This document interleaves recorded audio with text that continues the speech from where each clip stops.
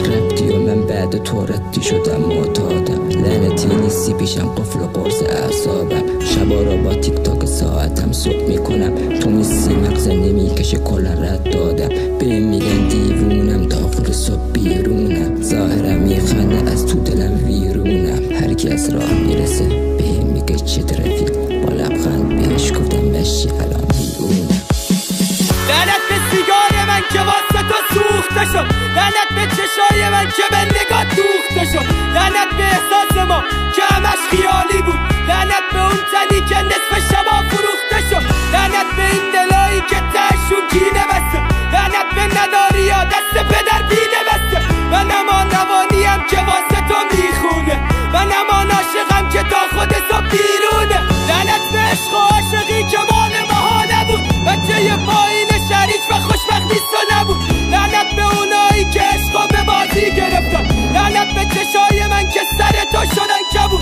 لعنت به این ساز من که بعد تو کوک نشد. لعنت به سیگار من وقتی بودی دود نشد. رفتی و من ماندم با خاطرات بعد تو. ای خواستم زنگ بزنم ولی خدا روم نشد.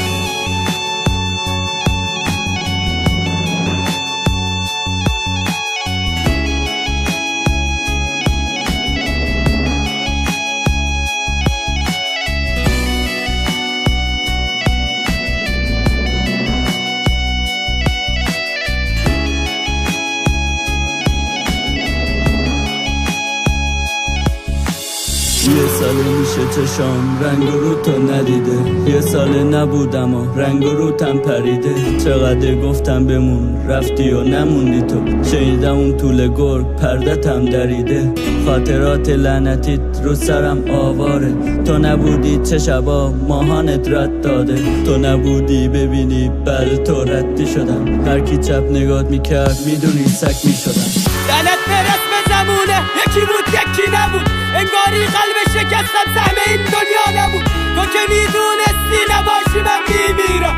کاش روزای خوبمون فقط توی رویا نبود. آه این شبای من دامن تو میگیره. دیدن ناز چشات آخ رو دلم میشینه. چقدر گفتم بمون دختره که دیماهی. بعد تو گفته بودم که دیزلت میمیره. دلدار دلبر من دلت واسه ماها نبود. میگفتی آقا این دلت پیش آقا نبود.